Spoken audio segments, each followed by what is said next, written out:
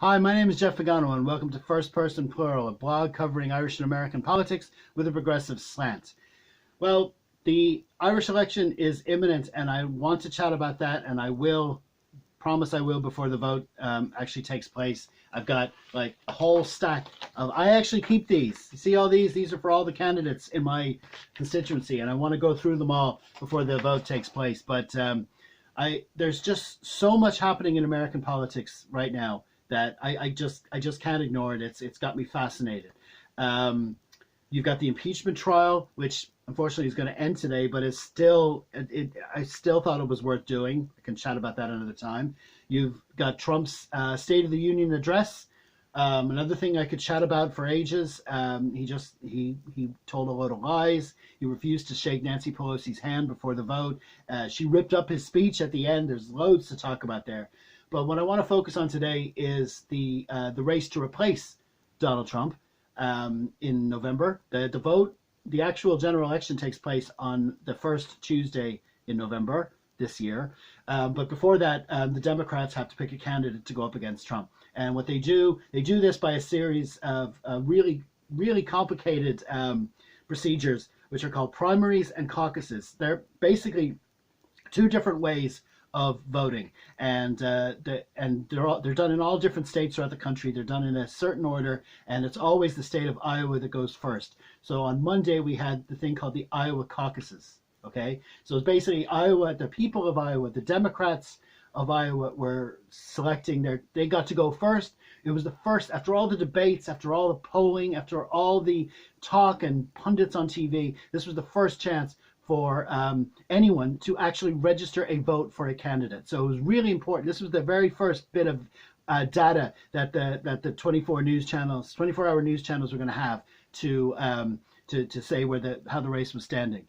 So everyone was looking towards this result. They were waiting for a result so that you could put a graphic on the screen and say, okay, who's come out on top in the first state? Who's put in the most work? Who's won the most support among Iowan people, and when it came to the big night, like I'm not that into it that I was going to stay up overnight. Didn't stay up for the Super Bowl the night before, even though my San Francisco 49ers were in it. So I certainly wasn't going to stay up overnight for this. But when I got up on Tuesday morning, I was like, okay, what was the result? And I found out there was no result. Okay. Now, I'm no expert. I'm not on the ground there. I don't see what's going on, but I've read reports, and apparently everything that went wrong was all down to this app. Okay, there was over 1,000 different locations around Iowa that were just, you can call them polling stations, but they're called caucus sites. Okay, is what they're called, where people go and register their preference. Each of those sites ended up with a vote total for all the candidates, right? So it existed on paper how they voted, but because they had asked them to declare their votes into an app, and that app failed, they went over 24 hours without any results at all. And it's like, that makes absolutely no sense. Now, they did come up with results last night, but what I'm trying to say here, and because I'm a guy just shouting at a camera online myself, I'm not an expert. I'm just a citizen who votes myself. I'm a voter myself, so my vote does matter, but I'm not an expert. So obviously this is going to sound like a typical online blogger, tinfoil hat, conspiracy theory, all that stuff, which totally, discounts what I'm saying. And that's fine. I get that. I've no problem with that perception, but I'm still going to say this anyway. I believe that there's two distinct factions in the Democrat Party. There's the corporate Democrat, and then there's what's called the progressive. Now, I would lean more towards the progressive. I wouldn't be so radical that I would dislike everything the corporates do. I would rather they worked together, especially against Donald Trump. But in this case, I think the evidence is clear that there is something very suspect going on. And I'm going to give you two prior examples.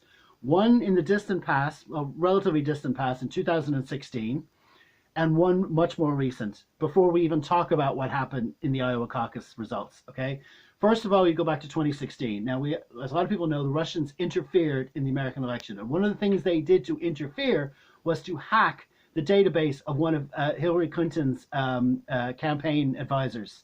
And all these emails were released, which basically showed that they were doing all they can in coordination with the Democrat committee to tilt the balance in favor of Hillary Clinton getting the nomination at the expense of Bernie Sanders, whose campaign somehow kind of came out of nowhere. I think Hillary just assumed she was just going to walk into the nomination, but the Bernie campaign was gathering support, and there was things going on in the background. Now, what we talk about now, and what the Democrats talk about now, is like, oh, it was the Russians, oh, interfering in our sovereign elections, which was all true and all disgraceful.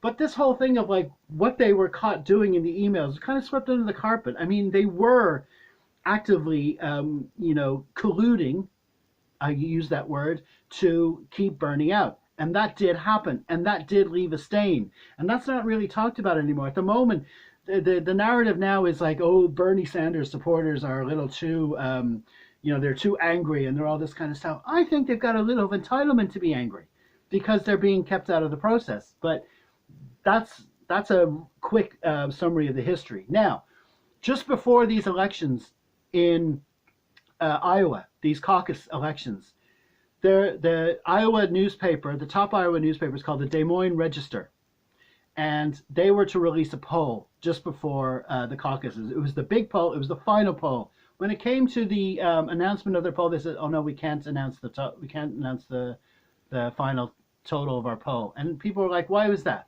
Why can't you do that?" Well, the story came out that when someone sent out the names of all the candidates to be voted for, someone had changed the font size, and it meant one of the candidates, Pete Buttigieg, his name came off the list. So that means the whole poll was invalid, and they couldn't release any figures.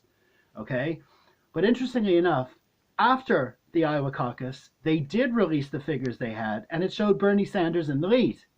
Okay, so there was that. Finally, we've got the actual caucus itself, and last night on Tuesday evening, they released the results they had so far of 62% of the caucus precincts. So 62% of the overall tally, which is what they had.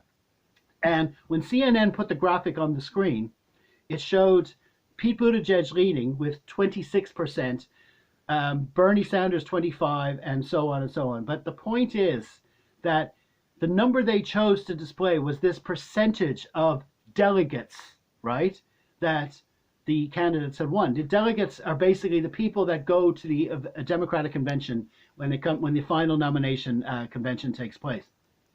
And the delegate total is the amount that really matters. But when you crunch down the actual number of delegates, it's not a percentage number.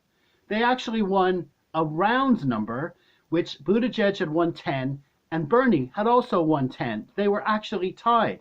And CNN had an expert on, David Chalian, his name is, and he'd been saying all night, it's the amount of delegates that matters. It's the amount of delegates that matters. But when it came to showing the graphic of the results they had, they only showed the percentages.